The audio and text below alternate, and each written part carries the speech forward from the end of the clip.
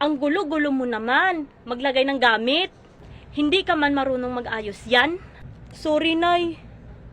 Lagi ka na lang nakasandal sa akin. Kailan ka ba matutong maging responsible?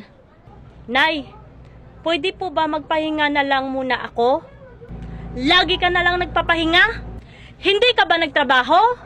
Nay, masama pakiramdam ko. Nilalagnat ako at nanihilo din ako. Sakit na talaga ulo ko.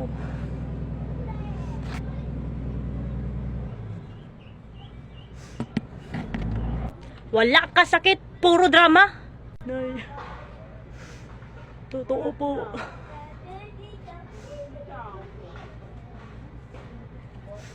Bahala ka sa buhay mo.